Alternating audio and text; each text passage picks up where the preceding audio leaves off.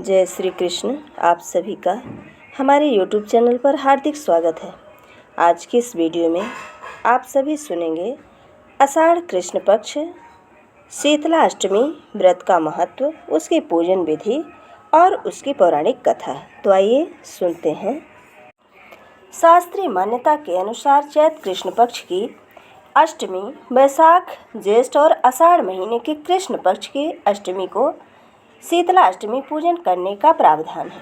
इन चारों महीनों के 4 दिन का व्रत करने से शीतला जनित बीमारियों से छुटकारा मिलता है।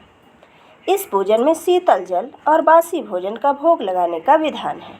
श्रद्धालु शीतला अष्टमी का व्रत रखकर माता की भक्ति करके अपने परिवार की रक्षा करते हैं तथा माता से प्रार्थना करते हैं। इस बार शीतला अष्टमी का पर्व आषाढ़ कृष्ण पक्ष की अष्टमी को मनाया जा रहा है, यानी 19 जून 2025 को। ऐसा माना जाता है कि शीतला माता भगवती दुर्गा का ही रूप है। भारतीय उपासना पद्धति जहां मनुष्य को आध्यात्मिक रूप से मजबूत करती है, वहीं शारीरिक और मानसिक रोगों को दूर करने का भी इसका उद्देश्य होता है।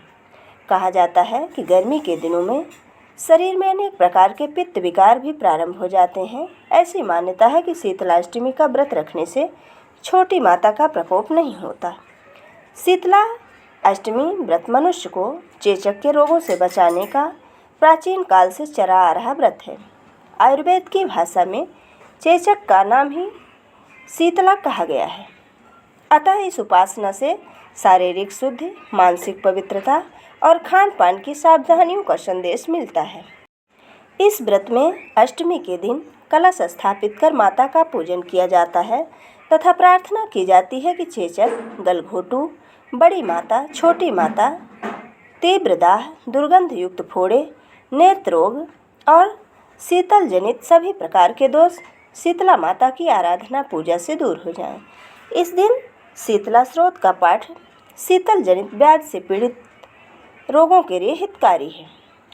स्रोत में भी स्पष्ट उल्लेख है कि शीतला दिगंबर हैं, गर्दभ पर आरूढ़ हैं, सूप, मार्जनी और नीम पत्तों से अलंकृत हैं। इस अवसर पर शीतला माँ का पाठ करके निरोग रहने की प्रार्थना की जाती है। शीतला माता का श्लोक है, वंदे अहम शीतला देवी रास भस्ताम दिगंबरम मार्जनी कलशोपेताम शूर्पालंकृत मस्तकाम। अब आइए सुनते हैं पौराणिक कथा। तो एक बार एक राजा के इकलौते पुत्र को शीतला माता यानी चेचक निकली। उसी के राज्य में एक काछी पुत्र को भी शीतला निकली हुई थी। काछी परिवार बहुत गरीब था, पर भगवती का उपासक था। वह धार्मिक दृष्टि से जरूरी समझे जाने वाले सभी नियमों का बीमारी के दौरान भी भली भांति पालन करता था। घर में साफ सफाई का विशेष ख्याल रखता था। नियम से भगवती की पूजा होती थी। नमक खाने पर पाबंदी थी। सब्जी में न तो छौंक लगता था और न ही कोई वस्तु भुनी तली जाती थी। गरम वस्तु न वो स्वयं खाता था, न शीतला वाले लड़के को देता था। ऐसा करने से उसका पुत्र शीघ्र ठीक हो गया। उधर जब से राजा के लड़के को शीतला का प्रकोप हुआ था, तब से उसने भगवती के मंडप में सतचंडी का पाठ करवाना शुरू कर रखा था। रोज हवन व बलिदान होते थे। राजपुरोहित भी सदा भगवती के पूजन में निमग्न रहते थे। राजमहल में रोज कड़ाही चढ़ती, विविध प्रकार के गर्म और स्वादिष्ट भोजन बनते। सब्जी के साथ कई प्रकार के मांस भी पकते।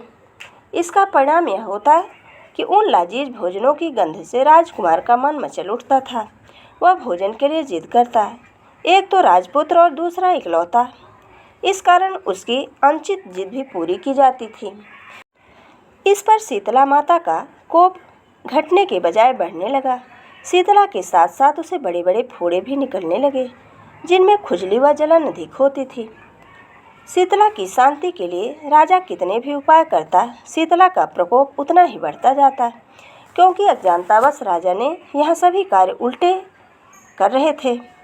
इससे राजा और अधिक परेशान हो उठा। उसकी समझ में नहीं आ रहा था कि इतना सब होने के बाद भी शीतला का प्रकोप शांत क्यों नहीं हो रहा। एक दिन राजा के गुप्तचरों ने उन्हें बताया कि काछी पुत्र को शीतला माता निकली थी पर अब बिल्कुल ठीक हो गया। यह जानकर राजा सोच में पड़ गया कि मैं शीतला माता की इतनी सेवा कर रहा हूँ, पूजा व अनुष्ठान में कोई कमी नहीं है, पर मेरा पुत्र अधिक रोगी होता जा रहा है, जबकि काशी पुत्र बिना सेवा बिना पूजा पाठ के ही ठीक हो गया। इसी सोच में उन्हें नींद न आई।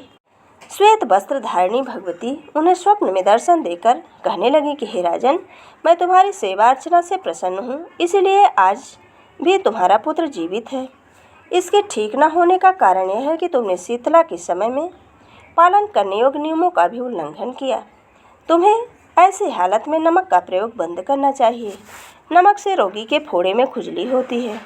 घर की सब्जी में छौंक नहीं लगाना चाहिए, क्योंकि इसकी गंध से रोगी का मन उन वस्तुओं को खाने के लिए ललचाता है।